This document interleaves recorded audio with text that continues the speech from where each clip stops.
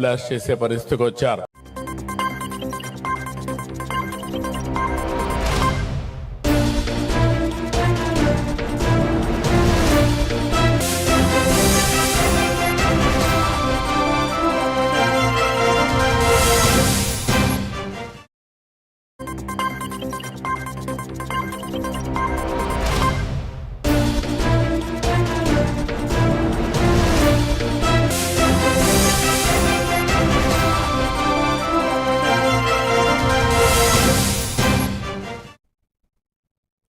Welcome to A1 TV Telugu news. నేను భువన. ఇవాల్టి details చూద్దాం. రాష్ట్రంలో ఎవరైనా తప్పు చేసినా ఏ పార్టీకి చెందిన వారైనా వారిపై కఠిన చర్యలు తీసుకోవాలని తాను స్పష్టంగా ఆదేశించినట్లు సీఎం చంద్రబాబు తెలిపారు. ఎవరైనా చనిపోతే కల్తీ మద్యం కారణంగానే మరణమని కొందరు దుష్ప్రచారం చేస్తున్నారని ఆయన విమర్శించారు. పోలీసు వ్యవస్థ అప్రమత్తంగా ఉంటే ఇలాంటి దుష్ప్రచారాలు తావుండవని పేర్కొన్నారు.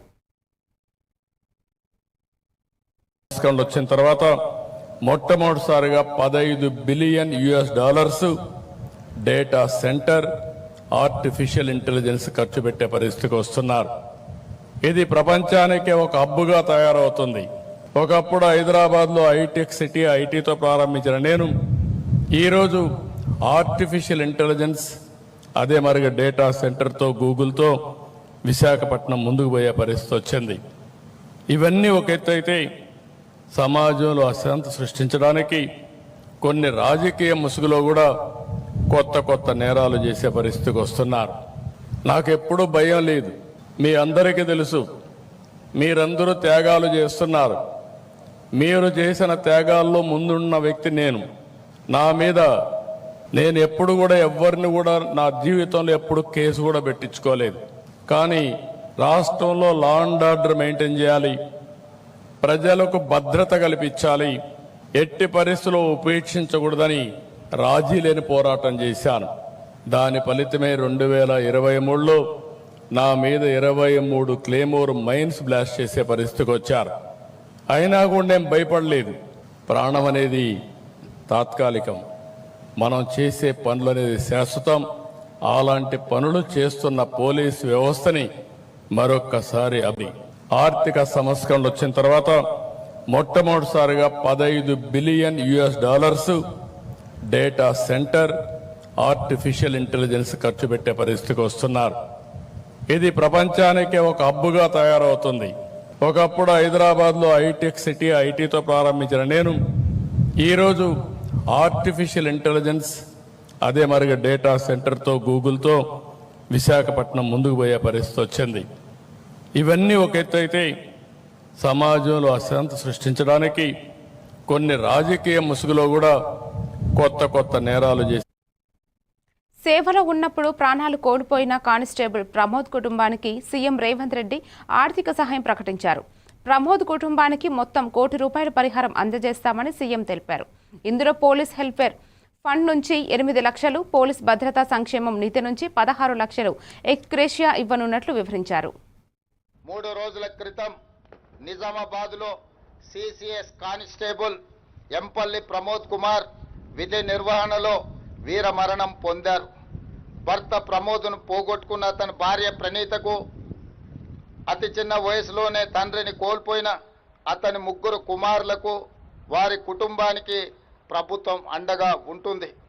వారి కుటుంబానికి ₹1 కోటి ఎక్స్ గ్రేషియా, అమరుడైన కానిస్టేబుల్ పదవి విరమణకు వచ్చే లాస్ట్ పే డ్రాన్ శాలరీతో పాటు కుటుంబ సభ్యులలో ఒకరికి ప్రభుత్వ ఉద్యోగం, 300 గజాల ఇంటి స్థలం మంజూరు రాష్ట్ర ప్రభుత్వం చేస్తుంది. వీటితో పాటు పోలీసు భద్రత సంక్షేమం నుండి 16 లక్షల ఎక్స్ గ్రేషియా, పోలీసు వెల్ఫేర్ నుండి ₹8 లక్షల ఎక్స్ గ్రేషియాను ప్రమోద్ కుటుంబానికి చెల్లించి వారి కుటుంబానికి రాష్ట్ర ప్రభుత్వం 3 రోజుల క్రితం నిజామాబాద్లో సిసిఎస్ కానిస్టేబుల్ ఎంపల్లి ప్రమోద్ కుమార్ విధి నిర్వహణలో వీరమరణం పొందారు. భర్త ప్రమోద్ను పోగొట్టుకున్న తన భార్య ప్రణీతకు అతి చిన్న వయసులోనే తండ్రిని కోల్పోయిన అతని 3 కుమారులకు, వారి కుటుంబానికి ప్రభుత్వం మంత్రి తుమ్మల నాగేశ్వరరావు సచివాలయంలో నిర్వహించిన రైతు నేస్తం కార్యక్రమంలో పాల్గొన్నారు. ఈ సందర్భంగా రబీ 2025 నుంచి 2026 సీజన్ కోసం సబ్సిడీ ధరపై వేరుశెనగ, పొద్దుతిరుగుడు, కుసుమ విత్తనాలు పంపిణీ లాంఛనంగా ప్రారంభించారు. రైతుల సంక్షేమం కోసం ప్రభుత్వం పలు పథకాలను అమలు చేస్తుందని, రైతులు ఆధునిక పద్ధతులను అవలంబించి దిగుబడులను పెంచుకోవాలని ఆయన సూచించారు.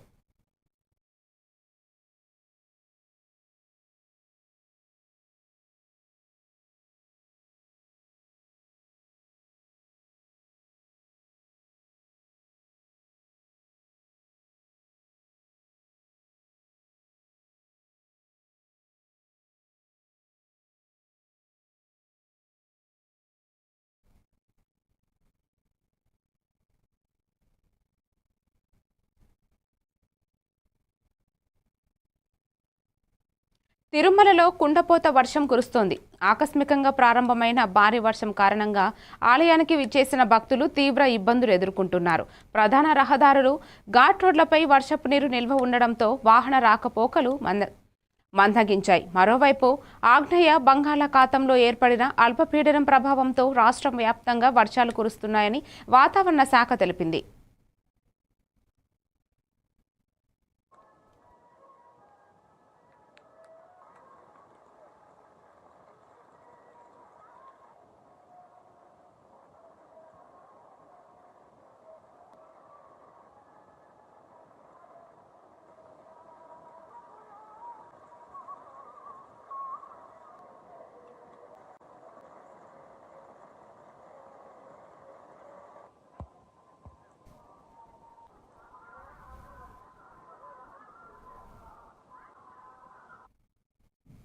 గుంటూరు జిల్లా తెనాలి మండలంలోని జనసేన పార్టీ కార్యాలయంలో దీపావళి వేడుకలు ఘనంగా నిర్వహించబడ్డాయి. ఈ కార్యక్రమంలో ఆంధ్రప్రదేశ్ మాజీ మంత్రి నాదెండ్ల మనోహర్ పాల్గొని కుటుంబ సభ్యులతో ప్రత్యేక పూజలు నిర్వహించారు. అంతేకాక కూటమి పార్టీల నేతలతో కలిసి బాణాసంచా కాలుస్తూ సందడిగా వేడుకలను కొనసాగించారు. ఈ సందర్భంగా ఆయన మాట్లాడుతూ దీపావళి పండుగను కూటమి నాయకులతో కలిసి జరుపుకోవడం ఆనందంగా ఉందని తెలిపారు. ఏ విధంగా మనం అందరం ఎప్పుడు కలిసిమెలిసి ఉండాలో ఆ ఒక చక్కటి కార్యక్రమం ఈరోజు మా జనసేన పార్టీ కార్యాలయంలో జరుపుకున్నాం. ఈ సందర్భంగా ప్రతి కుటుంబంలో వెలుగులు నిండాలని, భవిష్యత్తులో కూడా మనందరం కలిసిమెలిసి అభివృద్ధి మరియు సంక్షేమం కార్యక్రమాలు చేసుకుంటూ రాష్ట్ర ప్రజలకి పునరంకితం అవుతూ గౌరవ ముఖ్యమంత్రి గారు చంద్రబాబు నాయుడు గారు, అదేవిధంగా మన రాష్ట్ర ఉప ముఖ్యమంత్రి గారు పవన్ కళ్యాణ్ గారు, కేంద్రంలో నరేంద్ర మోడీ గారి నాయకత్వంతో ఆంధ్రప్రదేశ్కి ఒక ఉజ్వలమైన భవిష్యత్తు, ప్రతి ఒక్కరికి అవకాశాలు కల్పించే విధంగా, అది ఉపాధిలోను కానివ్వండి, వాళ్ళ వ్యాపారంలో కానివ్వండి, లేదా వాళ్ళ విద్యలో కానివ్వండి, సుఖ సంతోషాలతో నిండు మనసుతోటి ప్రతి ఒక్కరికి మా అందరి తరఫున దీపావళి పండుగ శుభాకాంక్షలు. దీపావళి పండుగ రోజున ఈ రోజున తెనాల్లో అందరం ఒక అద్భుతమైన కార్యక్రమంలో పాల్గొనడమే కాకుండా టీపీసీసీ అధికార ప్రతినిధి GHMC floor leader Shri Darpalli Rajashekar Reddy గారు గాంధీ భవన్లో ప్రత్యేక ప్రెస్ మీట్ నిర్వహించారు. ఈ సందర్భంగా ఆయన పార్టీ విధానాల గురించి, జీహెచ్ఎంసీ అంశాలపై విశ్లేషణలు చేశారు. అనేక సమస్యలపై పంచుకున్నారు. ప్రతిపక్ష పార్టీ వ్యవహారాలపై స్పష్టమైన అభిప్రాయాలను వ్యక్తం చేసి ప్రెస్ మీడియాలో ప్రశ్నలకు సమాధానం ఇవ్వడం ద్వారా ప్రజా మరియు మీడియా అవగాహన పెంపొందించారు. ఎంత ధైర్యం నీకు గారు ఉన్నారు, అజారుద్దీన్ గారు ఉన్నారు, మా పార్లమెంటేరియన్ రాజ్యసభ సభ్యుడు అనిల్ కుమార్ యాదవ్ గారు ఉన్నారు, అదే విధంగా కొంతమంది గౌడ్ సోదరులు ఉన్నారు, ముదిరాజ్ సోదరులు ఉన్నారు.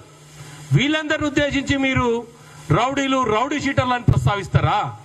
ఎంత ధైర్యం నీకు? ఏ విధంగా మాట్లాడుతావు అట్లా? నీకు నీ ఎంబడి తిరిగేటోళ్ళు ఎవరా? నీకే కేంబ్రిడ్జ్ లో చదివిరా? లండన్ స్కూల్ ఆఫ్ ఎకనామిక్స్ లో చదువుతురా? కాకుంటే ఆక్స్ఫర్డ్ యూనివర్సిటీ నుంచి కూడా ఈ ఆక్స్ఫర్డ్ యూనివర్సిటీ డిగ్రీలు తీసుకొని ఇట్లా వచ్చిన ఎంబడి తిరిగేటోళ్ళు, లేక ఐఏఎస్ లో ఐపీఎస్ లో ఎంబడి తిరుగుతురా? ఏం మాట్లాడతావు?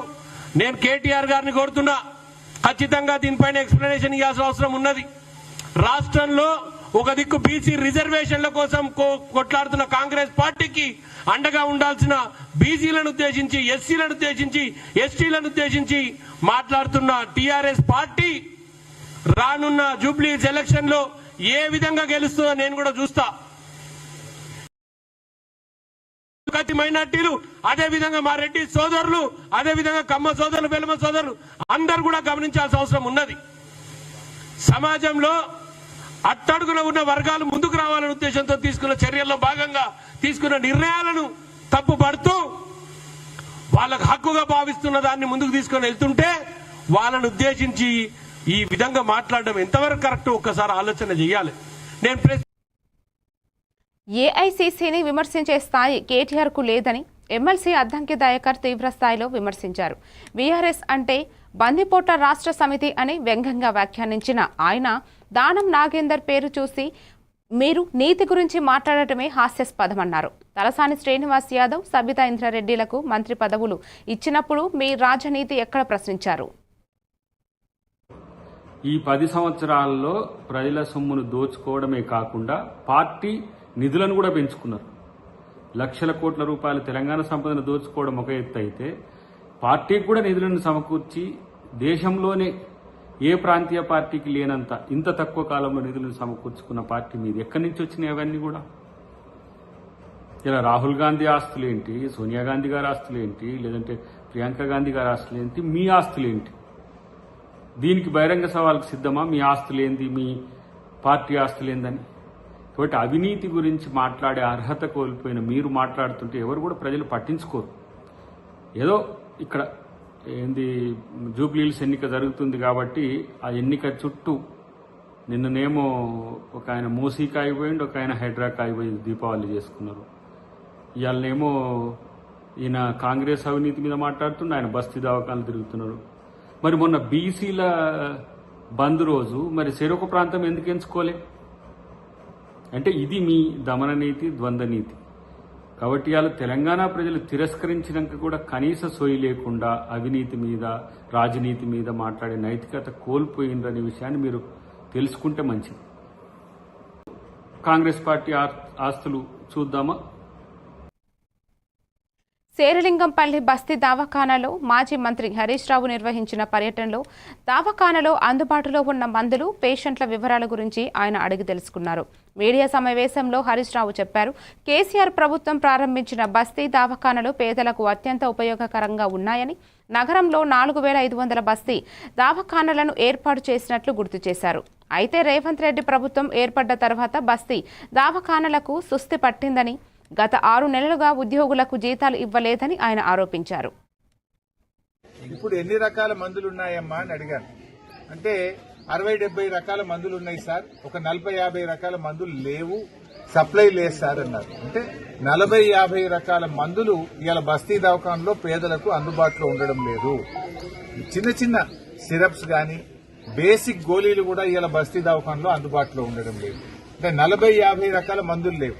అక్కడ పేషెంట్స్ ను పలకరిస్తే ఏమంటున్నారంటే, సార్ కొన్ని గోళీలు ఇస్తున్నారు, కొన్ని బయటకు చిట్టి రాస్తున్నారు, కొనుక్కోమంటున్నారు, లేకపోతే కొండాపూర్ ఆసుపత్రికి పొమ్మంటున్నారు, కానీ మాకు అన్ని రకాల వైద్యం ఇక్కడ అందుబాటులో దొరకడం లేదు అంటున్నారు. అదేవిధంగా టెస్టులు చూస్తే B12 టెస్ట్ గాని, విటమిన్ D3 టెస్టులకు రీఏజెంట్స్ లేవట. అంటే మిషనరీ అంతా కేసీఆర్ ప్రభుత్వమే కొన్నది. ఆ టెస్ట్ చేయడానికి కావలసిన రీఏజెంట్ సప్లై లేకపోవడం వల్ల ఇవాళ టెస్టులు కూడా టీ డయాగ్నోస్టిక్ సెంటర్ లో జరగడం లేదు అన్నారు. అంటే రేవంత్ రెడ్డి గారు మాటలకు ఎక్కువ, చేతలకు తక్కువ. ఇవాళ కనీసం బస్తీ దవాఖానలో మందులు సరఫరా చేసే తెలివి లేకపోయి, టీ డయాగ్నోస్టిక్ సెంటర్ లో రీఏజెంట్ సరఫరా చేసే తెలివి లేకపోయి, గా డాక్టర్లకు కనీసం గా జీతాలు వస్తున్నాయా లేవా రివ్యూ చేసే టైం లేదా రేవంత్ రెడ్డి గారు మీకు? నేను అడుగుతా ఉన్నా. ఇవాళ రేవంత్ రెడ్డి గారు ప్రభుత్వంలో ఎట్లా తయారైపోయిందంటే, మొన్ననే చూశాం కొడంగల్లో 108 సకాలంలో రాకపోవడం వల్ల తాడిపత్రి జెడ్పీ చైర్మన్ జేసీ ప్రభాకర్ రెడ్డి అడిషనల్ ఎస్పీ రోహిత్ కుమార్ చౌదరిపై తీవ్ర స్థాయిలో విరుచుకుపడ్డారు. ఇలాంటి ఎస్పీని తాను ఎక్కడ చూడలేదని రోహిత్ కుమార్ చౌదరి ఎస్పీగా పనికి రాడని మండిపడ్డారు. రాళ్ల దాడి జరుగుతుంటే ఇంట్లో కూర్చుని ఘర్షణ పూర్తయిన తర్వాత మాత్రమే బయటకు వచ్చాడని విమర్శించారు. తాడిపత్రిలో ఆయన వచ్చిన తర్వాత క్రైమ్ తగ్గలేదని, చంద్రబాబు నాయుడు వచ్చిన తర్వాతనే క్రైమ్ తగ్గిందని వ్యాఖ్యానించారు.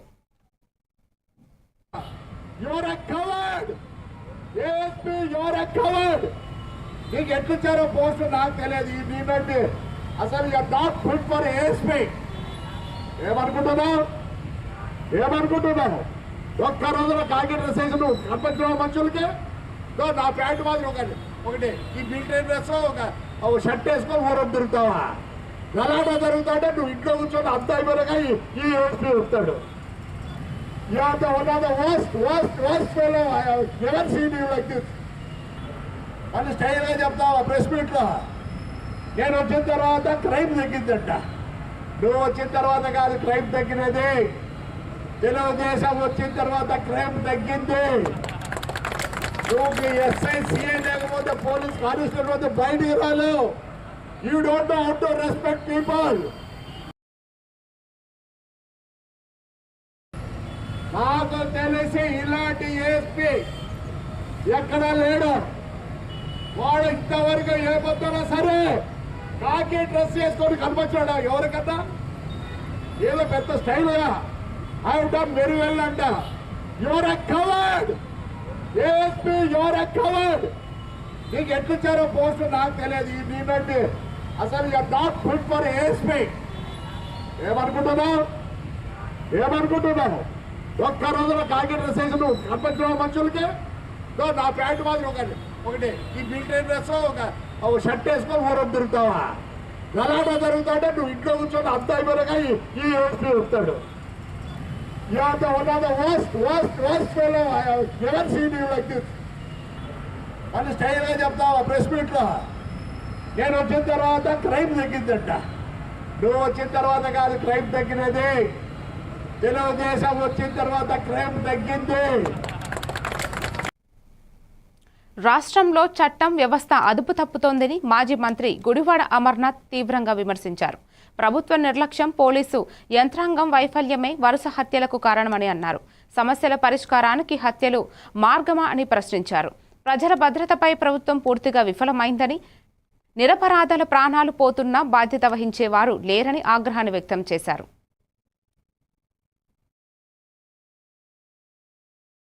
వీటన్నిటి కూడా ఇవి కారణాలుగా కనబడతా ఉన్నాయి. సో ఇప్పుడే వారు కుటుంబ సభ్యులు కూడా అడిగారు. మేము కూడా కలెక్టర్ గారితో వాళ్ళతో చర్చించడం జరిగింది.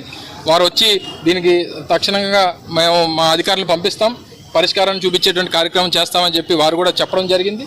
మొన్న కందుకూరులో ఒక ఇన్సిడెంట్ చూసాం. డైరెక్ట్ కారుతో వెళ్ళి మనుషులను గుర్తించి చంపేశారు. చచ్చిపోతే మళ్ళీ తిరిగి వెనక్కి వచ్చి మళ్ళీ కారుతో మట్టిని చంపించేశారు. 20 రోజులు అయితే తప్ప మళ్ళీ గవర్నమెంట్ దాన్ని పట్టించుకునేటువంటి పరిస్థితులు లేవు. అంటే ఇష్యూ ఎక్కడన్నా ఫ్లేరప్ అయ్యి ప్రజలు రోడ్ల మీదకి వచ్చి ఇబ్బంది పెడితే తప్ప ఇది ఇష్యూగా మేము గుర్తించం అనేటువంటి పరిస్థితుల్లో ప్రభుత్వం తప్ప, అసలు గుర్తించకపోతే ఏమైపోయినా పర్వాలేదు అనేటువంటి విధంగా ప్రభుత్వం తాలూకు వ్యవహార శైలి ఉంది. సో ఇందులో ఈ ఇష్యూస్లో ఎవరైతే ఒక 6గురిని ఎంతమంది కస్టడీలోకి తీసుకున్నారని చెప్పి పోలీసులు చెప్తా ఉన్నారు. దీనికి కారకులైనటువంటి అజయ్ కుమార్ అని చెప్పి ఒక వ్యక్తి ఎవరైతే ఉన్నారో ఆయన దీని అంతటి కూడా వెనక నుండి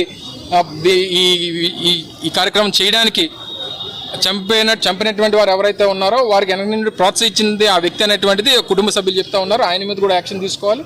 ఇప్పుడు మా పార్టీ సీనియర్ నాయకుడు, గిరిజన ప్రాంతంలో అనేక సందర్భాల్లో అనేక విధాలుగా సర్వీస్ చేసినటువంటి వ్యక్తి, మరి అటువంటి గొప్ప నాయకుడిని కోల్పోవడం మా పార్టీ కూడా దురదృష్టం. జగన్మోహన్ రెడ్డి గారు ఒకటొకటిన మమ్మల్ని అందరినీ కూడా లీడర్షిప్ అందరినీ కూడా వెళ్ళి ఆ కుటుంబానికి ధైర్యం చెప్పి రమ్మని చెప్పి వారు పంపించడం జరిగింది. శాసనమండలి ప్రతిపక్ష నాయకులు సత్యబాబు గారు కానీ, రీజనల్ కోఆర్డినేటర్ కన్నబాబు గారు కానీ వారు కూడా తర్వాత వారి కుటుంబ సభ్యుల్ని పరామర్శిస్తారని. మరిన్ని డీటెయిల్స్తో మళ్ళీ కలుద్దాం. Keep watching A1 TV Telugu news.